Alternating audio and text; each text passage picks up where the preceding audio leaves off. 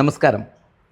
18 വർഷത്തോളമായി പാണ്ടിക്കാട് ടൗണിൽ ടി വി എസ് മോട്ടോഴ്സിൻ്റെ ഓതറൈസ്ഡ് ഡീലറായിട്ടുള്ള പവർ പാക്ക് മോട്ടോഴ്സിൻ്റെ ഓണർ മുസ്തഫ സാറുമായിട്ട് ആണ് ഇന്ന് നമ്മുടെ സംസാരിക്കുന്നത്. വെൽക്കം സാർ, പ്രോഗ്രാമിലേക്ക് സ്വാഗതം. ഞാൻ ആഷിഖ് ഡാനി, ജോബുക്ക് ബിസിനസ് കൺസൾട്ടൻറ്റ് ഫേമിൻ്റെ ഓണറാണ്. സാർ, എന്നാണ് ഇങ്ങനൊരു സ്ഥാപനം പാണ്ടിക്കാട് സ്റ്റാർട്ട് ചെയ്തത്? എത്ര കാലമായിട്ട് പ്രവർത്തിക്കുന്നു? ഒന്ന് ഷോർട്ടായിട്ട് വിവരിക്കാം. നമസ്കാരം ആസിഖ് ഭായ്. 18 വർഷത്തോളമായി പാണ്ടിക്കാടിലെ ആദ്യത്തെ ഒരു ഓതറൈസ്ഡ് പുതിയ വാഹനം വിൽക്കുന്ന ഷോറൂമായിട്ട് ഞങ്ങളുടെ പവർ പാക്ക് മോട്ടേഴ്സാണ്. ടി വി എസിൻ്റെ ഡീലർഷിപ്പാണ്. പാണ്ടിക്കാട് സിറ്റിയിൽ ആദ്യത്തെ ഒരു ന്യൂ വെഹിക്കിൾ ഷോറൂമാണ്. 18 വർഷം കഴിഞ്ഞു. ഓക്കെ. ഒരുപാട് ആളുകൾക്ക് അവരുടെ ഏറ്റവും വലിയ അവരുടെ ആഗ്രഹമായിട്ടില്ല, അല്ലെങ്കിൽ അവരൊരു ഫാമിലി മെമ്പറെ പോലെ കൊണ്ടെടുക്കുന്ന ഒരു വാഹനമായിരിക്കും പല ആളുകൾക്കും ഒരു സ്കൂട്ടർ അല്ലെങ്കിൽ ഒരു ബൈക്ക് എന്നുള്ളത്. അവരെ ഫാമിലിയിലെ ഒരു മെമ്പറെ പോലെ കാണുന്നതായിരിക്കും. അപ്പോൾ ഒരുപാട് സർവീസുകൾ കൊടുക്കാൻ കഴിഞ്ഞിട്ടുണ്ടോ? എന്താണ് അതിനെക്കുറിച്ച് പറയാനുള്ളത്? ഒരുപാട് സർവീസുകൾ കൊടുക്കാൻ കഴിഞ്ഞിട്ടുണ്ടോ ഇത്ര കാലത്തിൻ്റെ ഇടയിൽ? നല്ല ഒരു വ്യത്യസ്തമായ രീതിയിലാണ് ഇപ്പോൾ നിങ്ങൾ ഈ പറഞ്ഞ വാക്ക്. കാരണം ശരിയാണ്, ഒരു ടൂ വീലർ എന്ന് പറഞ്ഞാൽ അവനവൻ്റെ കുടുംബത്തിലൊരു അംഗം തന്നെയാണ്. അവൻ്റെ നിത്യോപയോഗത്തിന് ഒഴിച്ചുകൂടാൻ പറ്റാത്തൊരു ഒരു മൊഡ്യൂളാണ് ഒരു ടൂ വീലർ എന്ന് പറഞ്ഞാൽ. അതേമാതിരി ഞങ്ങളിപ്പോൾ ഈ 18 വർഷത്തിൻ്റെ ഉള്ളിൽ ഒരുപാട് നിരവധി ഏകദേശം 12,000-ഓളം കസ്റ്റമർ ഞങ്ങൾക്കുണ്ട്. അവർ 4 വർഷവും 8 വർഷവും 10 വർഷമായിട്ട് പിന്നെ 18 വർഷമായിട്ടും ഞങ്ങളെ കൂടെ നിൽക്കുന്ന കസ്റ്റമറുണ്ട്.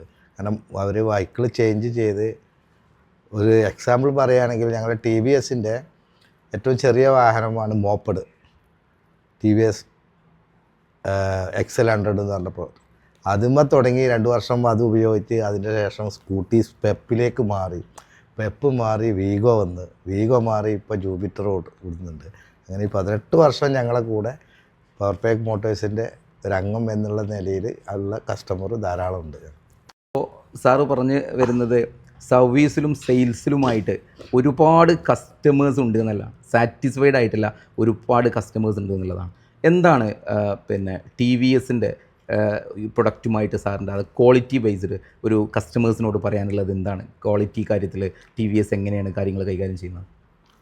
ഒരു ടൂ വീലർ എന്നുള്ള രീതിയിൽ കമ്പനി പറയുന്ന ആ ഒരു നോംസിലും സ്പെസിഫിക്കേഷനിലും കൊണ്ട് നടക്കുകയാണെങ്കിൽ ടി വി എസിൻ്റെ എല്ലാ പ്രൊഡക്റ്റുകളും ഒന്നിനൊന്ന് മെച്ചം. ഒന്ന് യൂസർ ഫ്രണ്ട്ലിയാണ്, 2 പോക്കറ്റ് ഫ്രണ്ട്ലിയാണ്.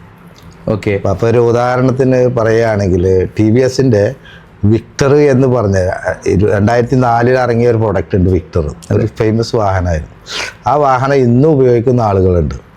അതിൻ്റെയൊക്കെ ഒരു ചെയിൻസ് പോക്കറ്റ് എന്ന് പറയുമ്പോൾ 1,00,000 കിലോമീറ്ററൊക്കെ ഓടിയിട്ട് ചെയിൻസ് പോക്കറ്റ് മാറ്റുന്ന പ്രൊഡക്റ്റുകളുണ്ട്. ഇന്നുമാതിരി ഇപ്പോഴും അതേ രീതിയിലുള്ള ക്വാളിറ്റി ബേസ്ഡുള്ള ഒരു പ്രൊഡക്റ്റാണ് ടി വി എസ് ഇറക്കുന്നത്. ഓക്കെ. മറ്റ് ബ്രാൻഡുകൾ, ടു വീലർ മേഖലയിൽ ഒരുപാട് ബ്രാൻഡുകൾ വേറെയുണ്ട്. അപ്പോൾ അവരിൽ നിന്നൊക്കെ എങ്ങനെയാണ് പ്രൈസിൻ്റെ കാര്യത്തിൽ ടി വി എസുമായിട്ട് കമ്പയർ ചെയ്യുമ്പോൾ, മറ്റു ബ്രാൻഡുകളുമായിട്ട് കമ്പയർ ചെയ്യുമ്പോൾ ടി വി എസിൻ്റെ പ്രൈസിൻ്റെ ഒരു കാര്യം എന്താണ്?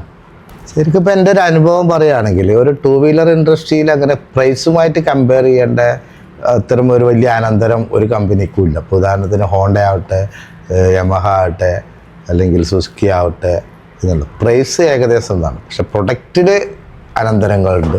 ഇപ്പോൾ ടി വി എസിൻ്റെ അടുത്തുള്ള പ്രൊഡക്റ്റുകൾ മറ്റ് കമ്പനീൻ്റെ അടുത്തില്ല, അങ്ങനെയുള്ള കാര്യങ്ങളാണ്. പ്രൈസ് ഏകദേശം ഒരു കോമൺ ആണ്, ചെറിയ വേരിയേഷനൊക്കെ ഉണ്ടാവും. ഓക്കെ. സാറ് ചോദിച്ചതിൻ്റെ ഉദ്ദേശം വില കുറഞ്ഞ അല്ലെങ്കിൽ ഒരു ഫ്രണ്ട്ലി ആയിട്ട് ഒരു പ്രൊഡക്റ്റ് ടി വി എസിൻ്റെ അടുത്തുണ്ടോ അല്ലെങ്കിൽ ടി വി എസിൻ്റെ വില കൂടുതലാണോ എന്നുള്ളതാണ്. ഏകദേശം ഇപ്പോൾ കേരളത്തിലും ഇന്ത്യയിൽ ഇറങ്ങുന്നതിൻ്റെയൊക്കെ ഏകദേശം സെയിമാണ്. ഓക്കെ. കമ്പനികളിലൊക്കെ ലേഡീസിന് സെപ്പറേറ്റ്, ജെൻസിന് സെപ്പറേറ്റ്, അങ്ങനെയുള്ള സ്കൂട്ടി കാറ്റഗറി ഒക്കെ വരാറുണ്ട്.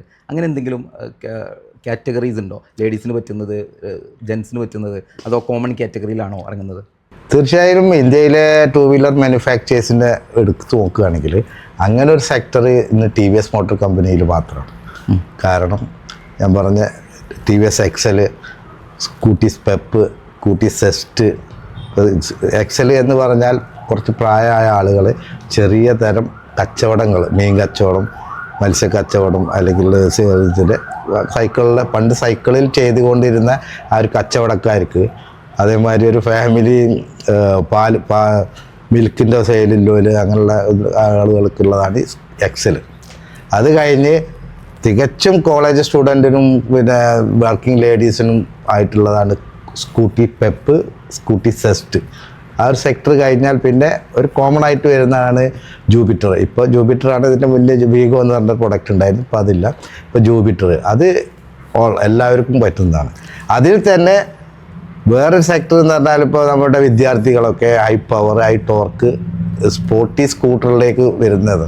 അവർക്ക് വേണ്ടിയിട്ടാണ് ജൂപ്പിറ്റർ 125, പിന്നെ എൻഡോർക്ക് എന്ന് പറഞ്ഞാൽ സ്പോർട്ടി സ്കൂട്ടറാണ് എൻഡോർക്ക് വരുന്നുണ്ട്.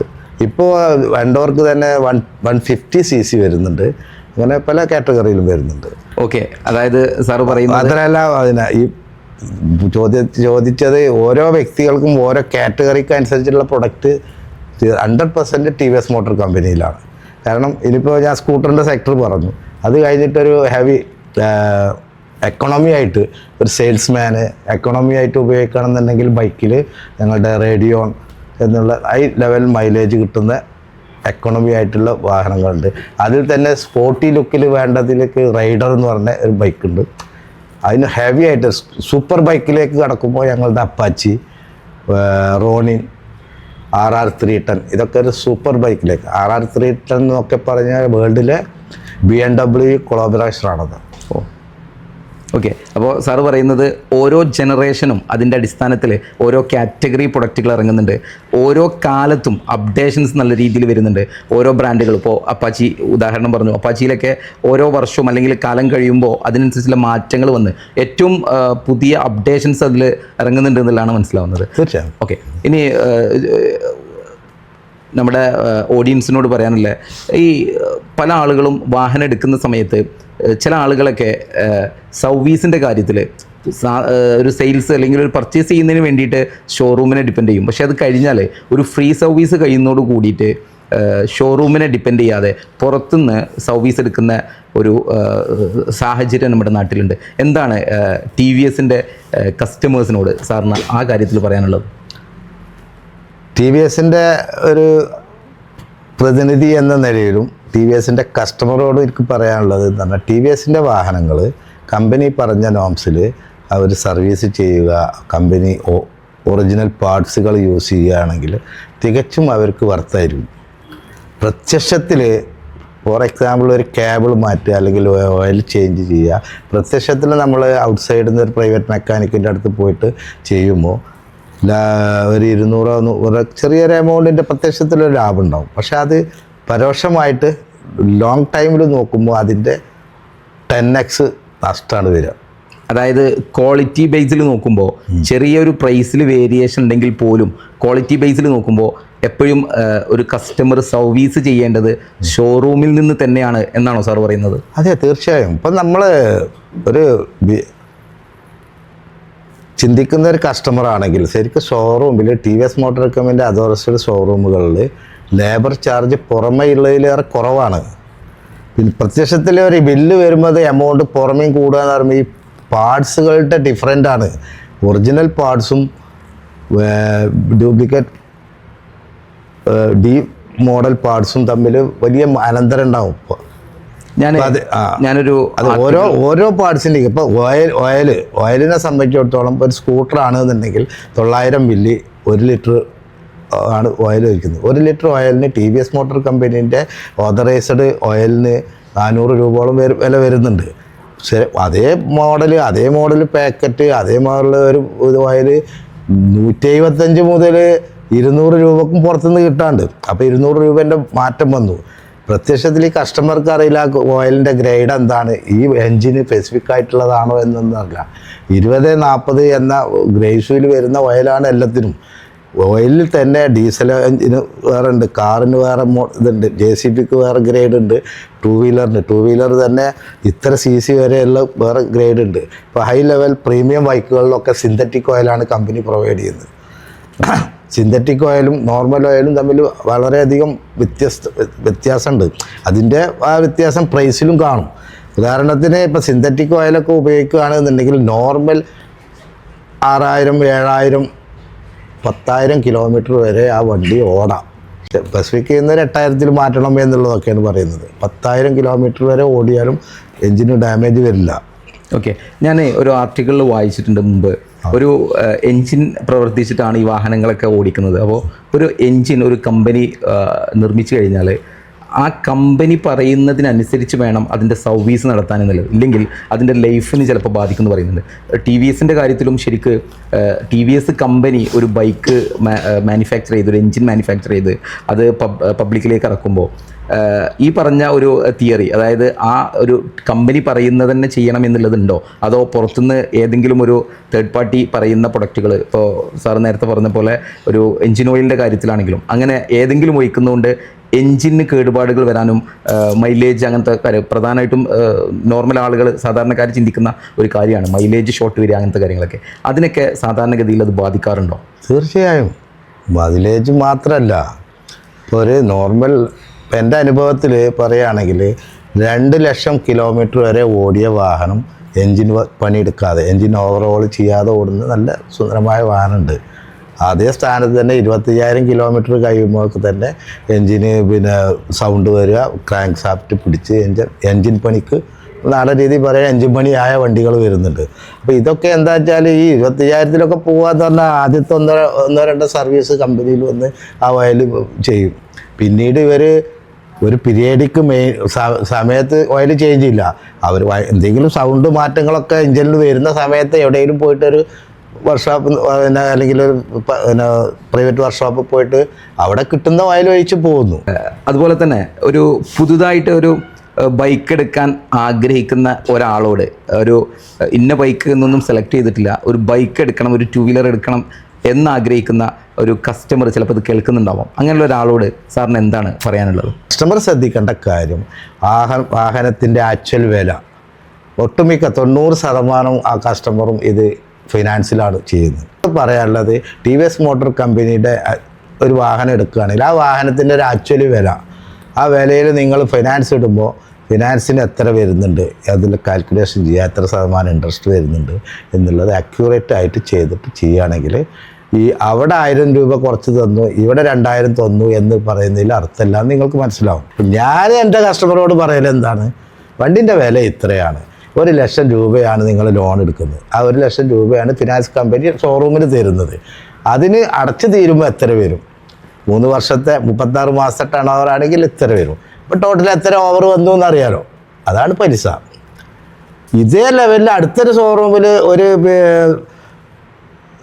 ഫിനാൻസ് കമ്പനീൻ്റെ ഒരു കാൽക്കുലേഷൻ കൂടി നിങ്ങൾ നോക്കിയിട്ട് അതിലേതാണോ നിങ്ങൾക്ക് ബെറ്റർ വെച്ചാൽ അത് ചൂസ് ചെയ്യാം. ഓക്കെ, അപ്പോൾ ബഹുഭൂരിപക്ഷം ഇപ്പോൾ പുതിയ ജനറേഷനിലെ കസ്റ്റമേഴ്സ് അവർ നോക്കുന്നത് 1000-ഓ 500-ഓ കൂടുതലാണോ എന്നുള്ളതല്ല, പകരം എങ്ങനെ നല്ല സർവീസ് ലഭിക്കുന്നു എന്നുള്ളതാണ്. അപ്പോൾ സാറിൻ്റെ ഷോറൂമിൽ വരുന്ന ഒരു കസ്റ്റമർക്ക് പ്രൈസിൻ്റെ അപ്പുറത്തേക്ക്, അതായത് ഒരു ഡിസ്കൗണ്ട് കൊടുക്കുക എന്നതിലപ്പുറത്തേക്ക് എന്ത് സർവീസാണ് കൊടുക്കുക, നല്ലൊരു പല സ്ഥലത്തും അവയർനെസ്സിൻ്റെ കുറേ കുറവുകളുണ്ട്. ഒരു വാഹനം എടുക്കുന്ന സമയത്ത് എന്ത് ശ്രദ്ധിക്കണം, എങ്ങനെ അത് ഓടിക്കണം, എങ്ങനെ സ്റ്റാർട്ട് ചെയ്യണം, ഇങ്ങനെ പല അവയർനെസ് കുറവുണ്ടാവും. ചിലപ്പോൾ അതിലൊക്കെ കുറച്ച് ശ്രദ്ധ, ഒരു അവയർനെസ് നമ്മുടെ കസ്റ്റമേഴ്സിന് കൊടുക്കാൻ കഴിഞ്ഞാൽ പോലും അവർക്ക് മൈലേജിൽ കൂടുതലും അവരുടെ എൻജിൻ്റെ ലൈഫ് കൂട്ടാനൊക്കെ സാധിക്കും. അത് അവർക്ക് വലിയൊരു ബെനിഫിറ്റ് ആയിരിക്കും. അങ്ങനെ നല്ലൊരു സർവീസ് കൊടുക്കാൻ സാറിൻ്റെ ഷോറൂമിൽ നിന്ന് തയ്യാറാണോ? അവിടെയാണ് ഇപ്പോൾ ഞാൻ നേരത്തെ പറഞ്ഞ ആ ഒരു കോമ്പറ്റീഷൻ, വില കുറവ്, അതിനൊക്കെ സർവൈവ് ചെയ്യുന്നത്, ഞങ്ങൾ സർവൈവ് ചെയ്യുന്നത് പറയുമ്പോൾ ഞങ്ങളൊരു ചെറിയ ടൗണാണ്, വലിയ ആഡംബരങ്ങളില്ലാത്തൊരു ഷോറൂമാണ്, എങ്കിലും ഞങ്ങൾ സർവീസിലാണ് പിടിച്ചു നിൽക്കുന്നത്. ഞാൻ പറഞ്ഞല്ലോ, 18 വർഷത്തെ ഒരു ഇതിൽ വരുമ്പോൾ ഞങ്ങളുടെ 98% ആളുകളും സാറ്റിസ്ഫാക്ഷനാണ്. സ്വാഭാവികമായിട്ടും മനസ്സിലാണല്ലോ, 2-3% അൺസാറ്റിസ്ഫാക്ഷൻ ഉണ്ടാവും. ഇത് ഈ പറഞ്ഞ രീതിയിൽ ഞങ്ങളടുത്ത് വരുന്നൊരു കസ്റ്റമറോട് ഞങ്ങൾക്ക് പറയാനുള്ളതാണ്, സർവീസ് എനി കേസ് ഒരു വഴിയിൽ രാത്രി ഒരു ബ്രേക്ക് ഡൗൺ ആയി കാര്യങ്ങൾ അത് വരുമ്പോൾ ഒരു മാക്സിമം ഞങ്ങൾക്ക് ചെയ്യാൻ പറ്റാവുന്നതിൻ്റെ അപ്പുറത്ത് ആ ഒരു സമയത്ത് 8 മണിക്കാണ് വരുന്നതെന്നുണ്ടെങ്കിലും ഞങ്ങളുടെ മെക്കാനിക് അവൈലബിലിറ്റി ഉണ്ടെങ്കിൽ ഞങ്ങളവിടെ പോയി, എനി കേസ് ഒരു ഫാമിലി ഒക്കെ ആണെന്നുണ്ടെങ്കിൽ ഞങ്ങൾ ഉപയോഗിക്കുന്ന വണ്ടി അവർക്ക് കൊടുത്തിട്ട് ആ വണ്ടി ഞങ്ങൾ രാവിലെ എടുത്തെടുക്കുക അല്ലെങ്കിൽ പിക്കപ്പ് ചെയ്തിട്ട് രാവിലെ നന്നായിരിക്കും. അങ്ങനെ ഒരു കസ്റ്റമർ സപ്പോർട്ട് കൊടുക്കുന്ന ഒരു സർവീസാണ് ഞങ്ങൾ കൊടുക്കുന്നത്. അത് മാത്രമാണ്, അതുകൊണ്ടാണ് ഞങ്ങൾ സർവൈവ് ചെയ്ത് പോകുന്നത്. തീർച്ചയായും ഒരു പാണ്ടിക്കാട് ചുറ്റുഭാഗത്ത് ഒരു 15 കിലോമീറ്ററിൽ ആയിരക്കണക്കിന് TVSൻ്റെ സ്കൂട്ടി, ബൈക്ക്, പല വാഹനങ്ങളും ഉപയോഗിക്കുന്ന ആളുകളുണ്ടാവും. അപ്പോൾ അവരൊക്കെ പല ആളുകളും ഒരു അവയർനെസ് ഇല്ലാത്തതുകൊണ്ട് തന്നെ ചിലപ്പോൾ സർവീസൊക്കെ പുറത്തുനിന്ന് നടത്തുന്നുണ്ടാവും, പുറത്തുള്ള സ്ഥാപനങ്ങളിൽ നടത്തുന്നുണ്ടാവും. അവരോട് എന്താണ് സാറിന് പറയാനുള്ളത്? അവർക്ക് സർവീസിന് അവർക്ക് എപ്പോൾ വേണമെങ്കിലും ഞങ്ങളെ കോണ്ടാക്ട് ചെയ്യാം. സർവീസിനാവട്ടെ, ഇനിയൊരു ഒറിജിനൽ പാർട്സിനാവട്ടെ, ഞങ്ങൾ എത്രയാ 15 എന്നല്ല 20, ഇപ്പം എന്തായാലും ഞങ്ങളുടെ 15, 30, 40 കിലോമീറ്ററിൻ്റെ ഉള്ളിലും ഇൻ്റർനെറ്റിലും മറ്റുള്ളതും സെർച്ച് ചെയ്യുമ്പോൾ TVSന് ഞങ്ങളത് കാണുമ്പോൾ ഞങ്ങൾക്ക് പാർട്സിനെ അന്വേഷിക്കലുണ്ട്. ഞങ്ങളുടെ കയ്യിലുള്ളതാണ് ഞങ്ങളത് കൊറിയർ ചെയ്ത് കൊടുക്കുന്നുണ്ട് തൊട്ടടുത്തുള്ള ആളുകൾക്കാണെങ്കിലൊക്കെ. പ്രത്യേകിച്ച് സർവീസിൻ്റെ കാര്യത്തിൽ ഇനിയിപ്പോൾ ഞങ്ങളടുത്തുനിന്ന് വണ്ടി എടുത്തോ അല്ലെങ്കിൽ അപ്പുറത്ത് വേറെ ഡീലർഷിപ്പിൽ നിന്ന് എടുത്തോ എന്നുള്ള ഒന്നും വിഷയമില്ല. TVS മോട്ടോർ കമ്പനീൻ്റെ ഒരു 2 വീലറാണോ ഉപയോഗിക്കുന്നത്, അവർക്ക് സർവീസിനും എന്ത് സഹായത്തിനും പാർട്സിന് വേണമെങ്കിലും ഞങ്ങളെ കോൺടാക്റ്റ് ചെയ്യുക. ഞങ്ങളുടെ നമ്പർ പബ്ലിഷ് ചെയ്യാണ് ഏത് സമയത്ത് വേണമെങ്കിലും. പ്രത്യേകിച്ച് എടുത്ത് പറയാനുള്ളത്, ഞങ്ങളുടെ സർവീസിലും സ്പെയറിലൊക്കെ നമ്പറുണ്ട്. ഇല്ലെങ്കിൽ എൻ്റെ വ്യക്തിപരമായ നമ്പറിൽ വിളിച്ചാലും നമ്മൾ അതിനെ സപ്പോർട്ട് ചെയ്യും. ഓക്കെ, അപ്പോൾ സാറ് പറയുന്നത് ഏത് ഷോറൂമിൽ നിന്നെടുത്ത വെഹിക്കിൾ ആണെങ്കിലും TVSൻ്റെതാണെങ്കിൽ ഇവിടെ വ്യക്തമായ സർവീസ്, അതിന് അവർക്ക് നല്ല രീതിയിലുള്ള സർവീസ് കൊടുക്കും. എത്രയും പെട്ടെന്ന് മാക്സിമം പെട്ടെന്ന് അവർക്ക് വർക്ക് കംപ്ലീറ്റ് ചെയ്ത് അവർക്ക് കൊടുക്കാവുന്ന രൂപത്തിലേക്ക് സംവിധാനം ചെയ്യും എന്നാണ് പറയുന്നത്. ഓക്കെ, ഇത്രയും നേരം നമ്മളുമായിട്ട് സംസാരിക്കാൻ തയ്യാറായതിന് താങ്ക് യു. ജനങ്ങൾക്ക് ഉപയോഗപ്രദമായ ഒരുപാട് അറിവുകൾ ഷെയർ ചെയ്തിട്ടുണ്ട്. സാറിനോട് നന്ദി പറയുന്നു. Thank you. തിരിച്ചും ആഷിഖ് ഭായ് വളരെ നന്ദി. ഇത്തരം കാര്യങ്ങൾ ഒരു പൊതു സമയത്തിൽ പറയാനുള്ള ഒരു അവസരം തന്നതിന് വളരെയധികം നന്ദി രേഖപ്പെടുത്തുന്നു. Thank you.